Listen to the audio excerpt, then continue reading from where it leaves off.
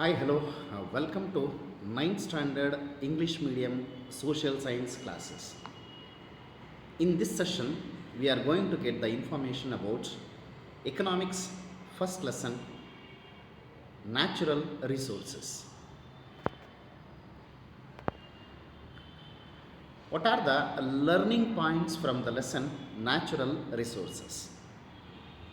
The meaning and types of resources, scarcity of resources, the need for conservation of resources, and ways to reduce our ecological footprints. So, these are the important learning points from the lesson natural resources.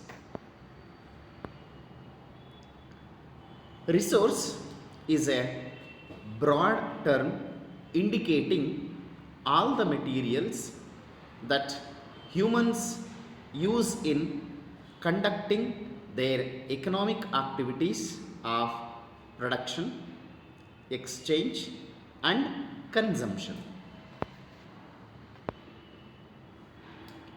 Among the various types of resources, natural resources are the major ones.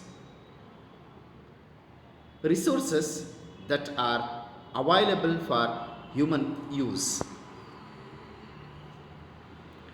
These are the gifts of nature without which the survival of life is impossible. The sunlight, water, air, forests, soil, biodiversity, mineral ores, etc. are the natural resources which are vital for survival.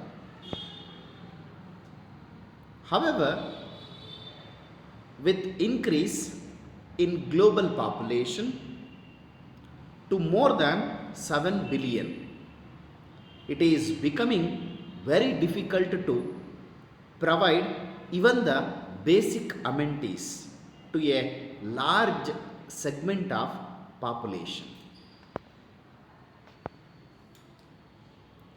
In this chapter, you will study issues related to resource scarcity, environmental conservation, and reducing our ecological footprint. Let's come to the meaning of resources. Natural resources are naturally occurring substances that are considered valuable in their natural form. Thus, the soil which grows food, water that supports many of our activities, the trees that give us many services, the air we breathe, the minerals that are raw materials for many products, etc., are all natural resources. Without these, our life would not have been so comfortable. Types of resources. The availability of natural resources mainly classified into two types: renewable resources and non-renewable resources. Let's come to the what are renewable resources. Some natural resources get replenished as we use them. These resources are called renewable resources. Nature, through its natural process, goes on replenishing them.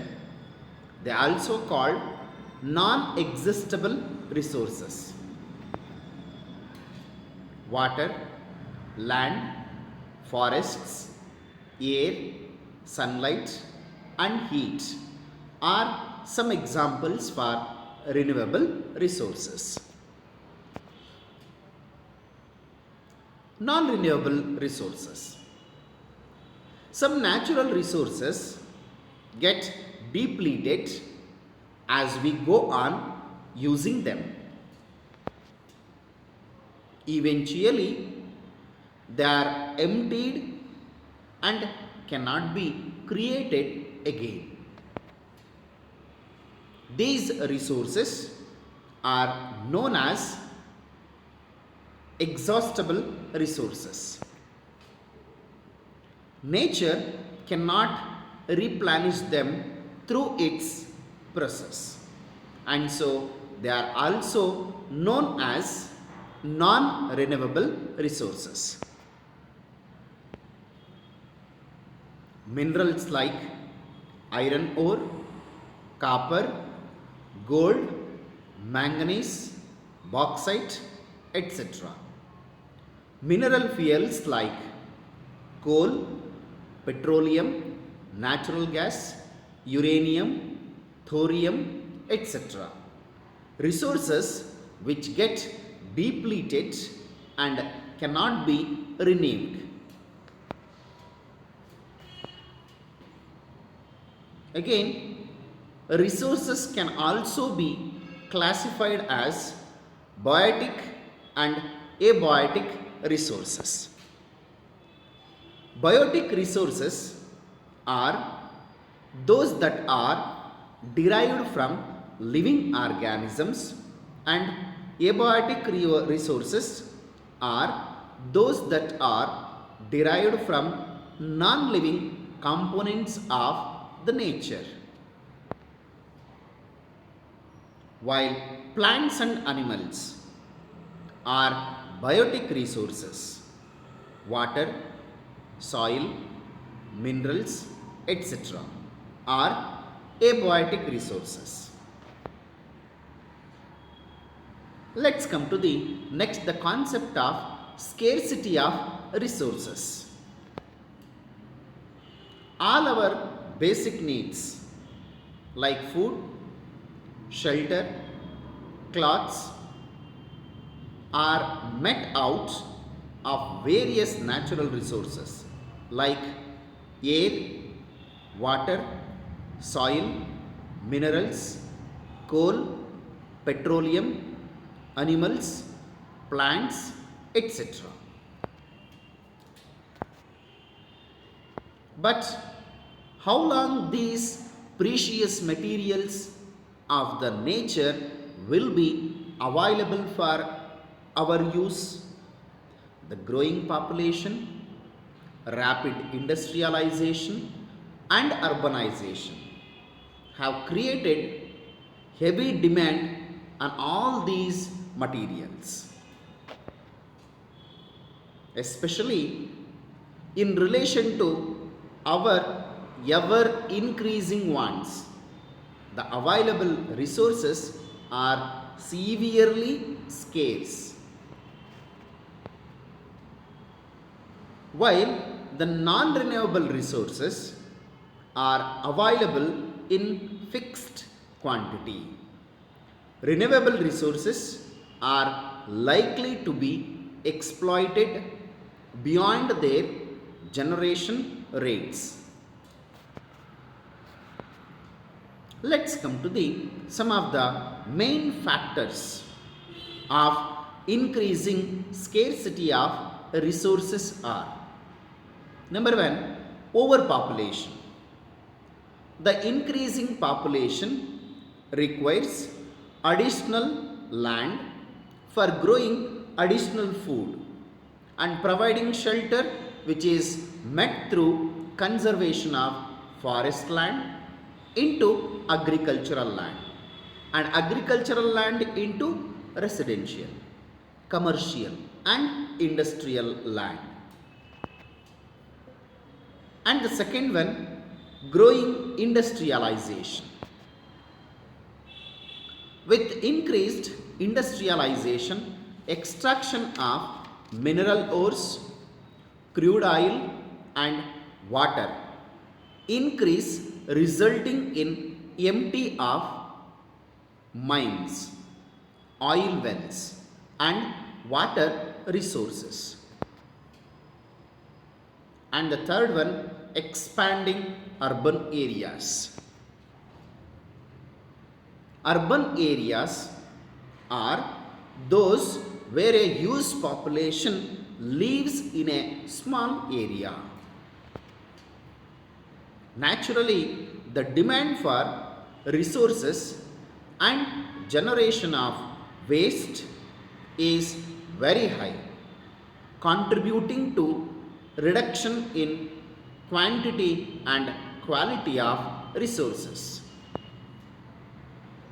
Just imagine the plight of Bengaluru, which receives Kaveri water from hundreds of kilometers away, and pure water is converted into wastewater by households and industrial units. And the fourth one, atmospheric pollution. With greater burning of fossil fuels like coal, diesel, and petrol, more harmful elements like carbon dioxide, hydrogen sulfide, soot, and dust get into the air, polluting it. This reduces the availability of clean air. And the fifth one, water pollution and land degradation. When the human, hospital, industrial, and other wastes are dumped in the open space, they affect the land and water, reducing the quality as well as availability. Water is also polluted by the agricultural and household activities. Therefore, the increase in population and their increased economic activities have increased the scarcity and affected the quality of resources also. So these are the main factors for the scarcity of resources. Then how we can overcome by the scarcity of resources? So here some of the points to overcome by the scarcity of resources. Exploration and discovery of new source of resources. And the second one, discovering substitutes and alternatives like solar and wind power in the place of coal power, ethanol in the place of diesel, plastic furniture in the place of wooden furniture, etc. And the third one, increasing the efficiency of resource use, like machines that consume less resources, like 4-stroke engine oil in place of 2-stroke engine oil. And the fourth one, government policies to regulate overuse of resources and pollution. And the fifth one, educating people about conservation of resources and less polluting ways of doing everyday activities. So these are the important points to be the scarcity of resources can be overcome. Okay, so in this session we get the information about natural resources introduction, meaning and types of resources, in that renewable and non-renewable resources, scarcity of resources, the concept of scarcity of resources, then what are the main factors for the increasing scarcity, and then the scarcity of resources can be overcome by. So these are the important points. So in the next session we are going to be get the information about the topics, subtopics of the lesson natural resources. Thank you.